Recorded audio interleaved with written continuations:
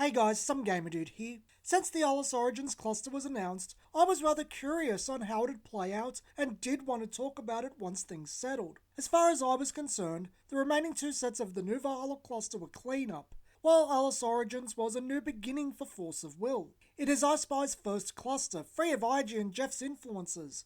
Given that I spend quite some time reviewing games now, I think it's high time for me to review Force of Will. Force of Will was originally released in Japan in late 2012 by its original publisher, Force of Will Co. The game is believed to have been designed by Force of Will Co.'s owner, Eiji Shishido, and the game's design bears some similarity to Cardfight Vanguard in terms of end goal, where Cardfight Vanguard's creation is said to have been the result of Takaki Kadani, the founder and at the time president of Bushiroad, cold canvassing gamers in Japan for what they liked about TCGs. Force of Will is an amalgamation of the three most popular card games globally: Magic the Gathering, Yu-Gi-Oh!, and Duel Masters. The game uses Magic as a core, card types, color pie, and gameplay. It's the typical wizard-type game. Your goal is to reduce your opponent's life points to 0. To do this, you summon creatures called Resonators, cast spells called Chants, and use enchantments called Additions. These cards are paid for with a resource called Will, generated by the art of turning specific cards sideways. Very standard fare. From Duel Masters, it takes attacking tapped creatures with creatures and creatures attacking one by one rather than in a group like Magic. However, the turn structure is much more fluid, with few defined phases. For the most part, the player can do what they want in any order they want. In its original form, it also had a system called Life Break, which was essentially shield triggers from Duel Masters tacked onto life points. As you lost life points in blocks of 1000 from your starting 4000, you revealed the top card of your life at instant speed. If it had the life break mechanic, it was added to the stack. Otherwise, it was discarded. From Yu-Gi-Oh!, it took trap cards, calling them Chance Standby, and having a universal 2 cost to place them into play face down, each having a specific trigger to set them off. Due to the awkwardness of having both life points and shields, Life Break would be removed from the game with its second block. Chance Standby would eventually be removed too, likely due to the mechanical redundancy of having both trap cards and instant spells. Force of Will's real claims to individuality are the Magic Stone deck and the Ruler. In Force of Will, resource cards are called Magic Stones, and inhabit a secondary deck called the Magic Stone deck. This removes all issues with lands and the, at times, hard choices of Duel Masters. The Ruler is your avatar card. It stays in play, starts in play, and has multiple uses in the game. It can be tapped to place the top card of your Magic Stone deck into play. It has effects on its own, and has an ability called Judgment, wherein it can flip over becoming a J-Ruler, gaining new skills, and typically being able to engage in combat. The Ruler is commonly compared to the Commander from Magic, but I'm not sure that's an apt comparison. The Ruler doesn't dictate the colours of your deck, and unlike the Commander, it has skills while not in play. Likewise, it doesn't incur a Commander cost after being killed as a J-Ruler. It just stays dead, reverting back to its Ruler face, unable to cast Judgment again, though a specific keyword, Imperishable, preserves the Ruler's ability to cast Judgment. While it's thematically the same, functionally, not really. It's more involved with the game itself. The Ruler is Force of Will's iconic mechanic. I'm being much briefer about gameplay than I normally would, mostly because the game's core is essentially Magic the Gathering. The changes in terms of explaining the general gameplay aren't so different that you can't just say, it's Magic, but with these changes. And someone would understand how to play if they're familiar with Magic. None of these changes are on the level of the Final Fantasy TCG, where a large amount of explaining was needed. They are all very basic. This is because of that goal I was talking about. Force of Will wasn't trying to do anything new or convey anything specific. Just copy the most successful games at once. Not even the implications of the changes are terribly impressive. Despite the Magic comparison, the game feels more like Duel Masters with life points and instant speed spells. A halfway step between both games. The Ruler is the only new component Force of Will brings to the table. This is mostly due to no lands, Resonators being able to attack Resonators, and Resonators attacking individually. But it's also another thing. Power levels. Where Force of Will eventually settled is much stronger statistically than Magic the Gathering. Life points are set at 4000. 200 times Magic's starting life of 20, and most of the original stats followed suit. 1-drops were 200, 200, 2-drops were 400, 400. But things eventually evolved into the current 1-drop 400, 400, and 2-drop 600, 600. In Magic terms, this is the equivalent of a 1 power and toughness tick upwards across the board. 2-2 for 1, 3-3 for 2. But it does sort of bring Force of Will into line with Duel Masters, where a shield is about the equivalent of 3 life. Ruler aside, the gameplay has more in common with Duel Masters than Magic. But none of this is a bad thing. None of Force of Will's core rule set causes issues for the player. It's not convoluted, frustrating, or needlessly complex. It's straightforward and player-friendly. This isn't to say Force of Will doesn't have problems. It has rather significant ones. They just aren't in the core rule set. Force of Will has rather significant issues regarding balance and always has. I have to actually show some restraint here because I could make a fairly substantial chunk of this review devoted to Force of Will's disastrous card designs. There are too many. Most of it can be summarized as, let's crib notes from Magic, but turn it up to 11. Taking the already broken Jace the Mind Sculptor and making it significantly worse in Reflect Refrain is Force of Will's crowning achievement in bad card design. It single-handedly killed all momentum this game had, and due to the publisher leaving it for sales, caused the game to decline over the subsequent block, but I think a better example was earlier. In the original Grim Cluster, a card called Cheshire Cat, the Grinning Remnant, was printed, a 1-drop blue resonator with 3 abilities. An ability wherein it is shuffled into your deck when it dies. Hexproof. And on top of that, an enter ability that is exactly Magic the Gathering's instant blue spell, Catalogue. A card that in Magic has a converted mana cost of 3. This card became a staple for very good reasons. In a Magic mindset, this card is broken 8 ways from Sunday. Even outside of breaking Magic cards, they make their own problems. 0-cost ruler enchantments called Regalia, using the side deck as an extra deck, something Magic would copy to equally disastrous results. Actual extra decks. The list goes on. From Grim to Raya Cluster, it's issue after issue. A lot of this was caused by the altering of the colour pie that was done. Force of Will takes the counter spells from blue and puts them into green. Blue got nothing in exchange. Bane, what Force of Will calls Death Touch, only exists on 1 blue card. They experimented with ramp in white, but it didn't stick. Furthermore, green only does basically everything. It's got its own identity from Magic as well as counterspells and draw. This isn't to say all cards that are problems are green. Many are caused by power levels, just that the colour pie needs fixing and green is overrepresented among the problematic cards. I think there is also something to be said for Force of Will as a whole being too consistent, contributing to its balance issues. In your opening hand for Magic, you have just short of a 40% chance of drawing any card you have a playset of, and each turn you have about a 6.6% chance to draw that card. This means without a lot of redundancy or help, drawing specific cards isn't all that consistent. With Force of Will's main deck, you have just short of a 43% chance of drawing a specific card you have 4 of in your opening 5-card hand. The mulligan system increases that. In Force of Will, the mulligan allows you to put any cards you don't like from your opening hand on the bottom of your deck and then redraw till you have 5 cards in your hand again. Most people just chuck back 2. But with that now 7-card look, you jump to a straight 55% chance of drawing any card you have 4 of. Then, every turn you have a 10% chance of drawing that card, if not more thanks to the amount of draw and tutoring Force of Will has. With the level of consistency Force of Will has, games get a bit on the samey side. Decks just do their thing, and games are decided more by cards packed in them rather than anything else.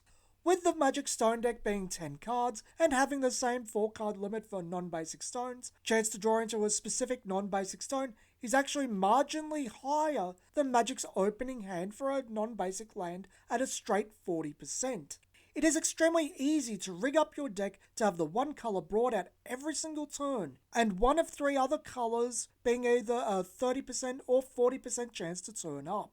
You can literally do that right now for a 4-colour deck. You can currently set it up to hit the same two colours 80% of stone drops and just split the last two stones between your colours. The game has historically had 5 colour stones that lack significant drawbacks. There is literally no drawback in Force of Will to running as many colours as you need, providing you build for it. Saying all of that, the game has gotten a lot better since New Valhalla Cluster.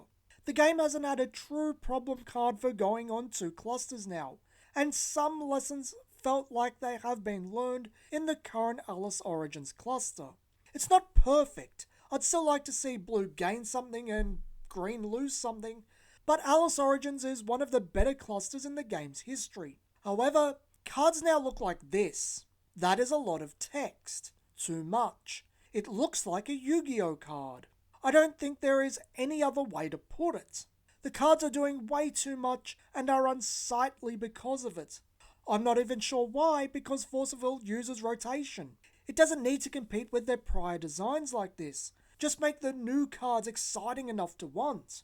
But it's part of Japanese card design, unfortunately. So despite the game looking like Magic and feeling like a Magic Duel Masters hybrid, it has Yu-Gi-Oh cards in terms of power level and volume of text. Who knows if things will go off the rails again, but things have been pretty smooth for nearly 2 years now.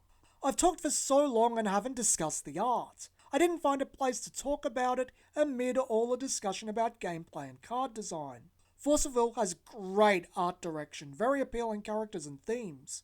All the better to get people to play. They see a ruler they like, they want to play it, and if a new version of it or support for them comes out, they want it. The ruler having effects and being your main card helps build bonds with cards, something I feel is very important in TCGs, making the cards mean something to the player.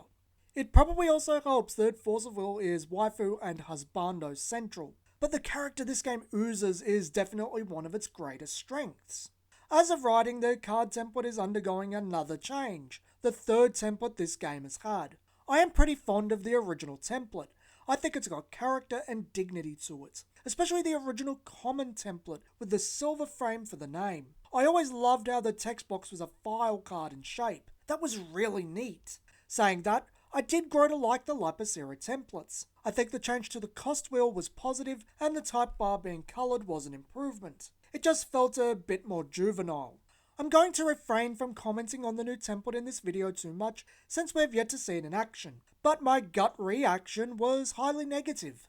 I think it's also worth discussing acquiring cards. When Force of Will started in Japan, in the Valhalla cluster, it was a nightmare to get anything.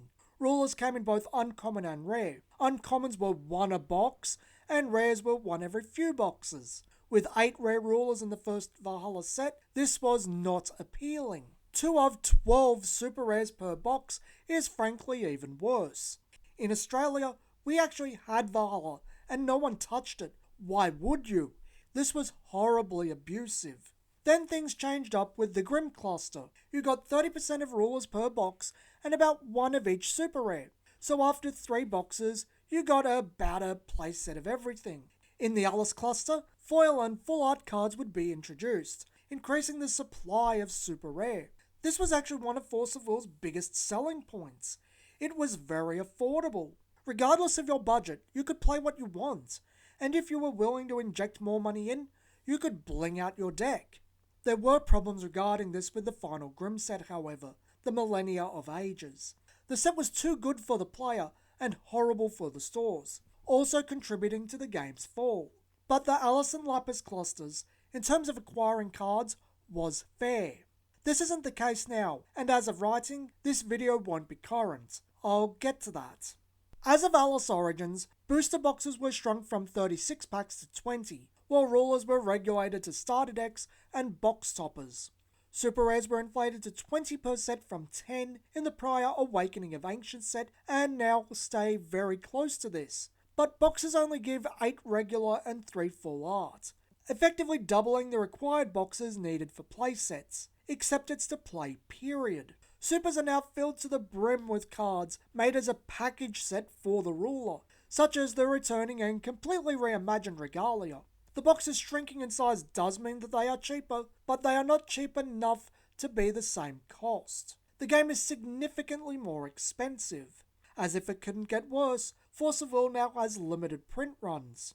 You pre-order your product, there is a little left over, that's it. Stores do not stock boosters normally. The game requires a commitment from those looking to come in that is simply unreasonable. If you don't pre-order boxes, and a fairly substantial amount of them, with your starter deck to start the game if you're choosing to play New Frontiers, what Force of Will calls standard, you simply aren't getting them. Singles aren't as plentiful as you'd really want either. Many places have ceased stocking them. Going in today, you need to understand this. The game requires a lot of commitment. However, things seem to be changing for the better. As of the upcoming Alice Origins 4 Prologue of Ataractia, the boxes are going back to 36 boosters and the super rare count shrinks back down to 15, about where it was for some of the Grimm sets. This means super rare drop rates may return to normal.